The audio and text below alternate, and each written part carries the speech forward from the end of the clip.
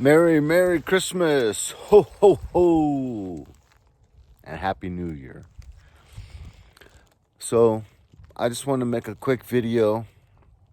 I'm always trying to think about what I'm learning as I go through this, like, scapegoat, chosen one experience that I could possibly share with others.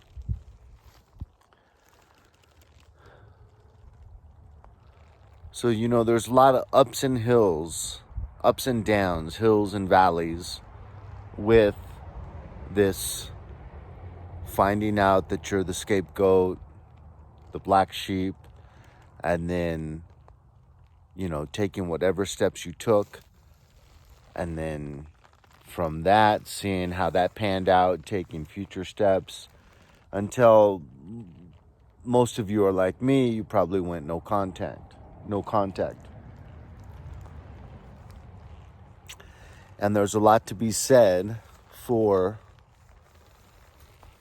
separating yourselves from toxic people that feel very privileged to use and abuse you.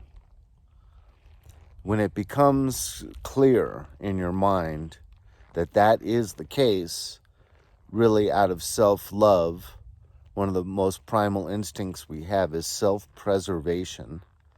So out of self-love, self-preservation, we want to distance ourselves from very, very toxic, cruel, demeaning people that keep you hanging in a haze of contempt and disdain.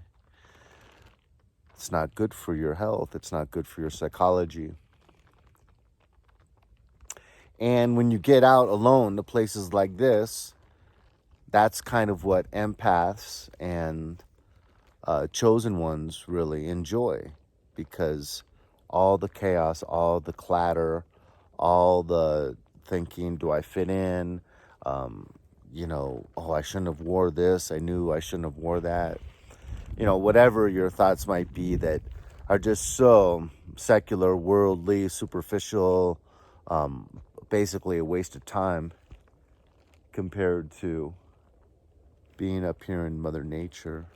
And there's a neat little bird that just landed on that tree. Bam, right there. And just like that, getting fully distracted by just a beautiful bird and being able to just forget about everything except for these little squirrels you see, the beauty of the day, watching how the day may have changed, the climate as it goes. But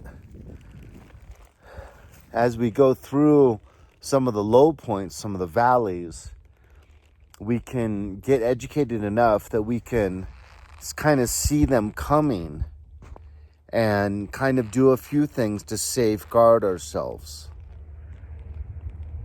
Because we know from past experience, I start feeling a little bit queasy when I'm addressed with these circumstances. Like my knees are weak, like I want a crutch. I want to reach out for, that combo meal at fast food restaurant. I want to reach out for that extra large 7-Eleven big gulp or whatever. I want to reach out for that beer or that cigarette or nicotine,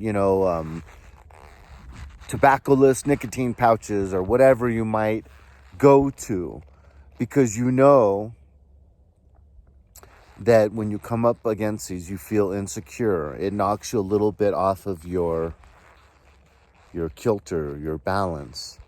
And what do we do in times like that? Oftentimes, our human nature, we reach out for things that give us solace, numb us, comfort us, distract us. So this time of year for me personally is difficult. Christmas has always been a very, very fun time for family, a lot of shopping. I've enjoyed, preparing gifts, shopping for others, but I've had to let all that go. So it is kind of a hard time for me. And so, you know, I've been really treating myself like a pampered, spoiled brat. I've been kind of sleeping in. I've been eating some of my favorite Christmas types of dessert, like apple pie a la mode with whipped cream and chocolate on top.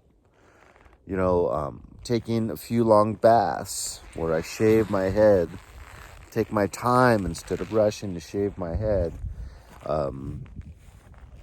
Went to see a couple movies, you know. So just doing the things that I know are going to help me kind of just relax. So obviously prayer and staying in the Word is very comforting.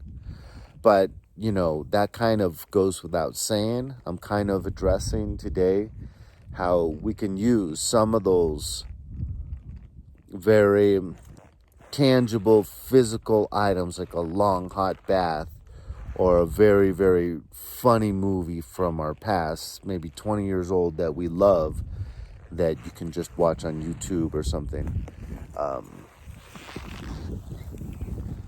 So, you know, I'm almost there. Basically, it's going to be over with come December 26th, the morning of December 26th. I will have made it. But not really coming down on myself too hard for anything either. Like, oh, I should have sent out at least some Christmas cards or whatever, you know. Just kind of not really caring. Just cruising, kind of putting it on auto control. And you can imagine a pilot of a huge airplane puts it on autopilot and then kind of kicks back, puts his arms behind his head, and kind of just watches what happens. Anyways, God bless you. I hope this video resonates with someone. Talk to you later.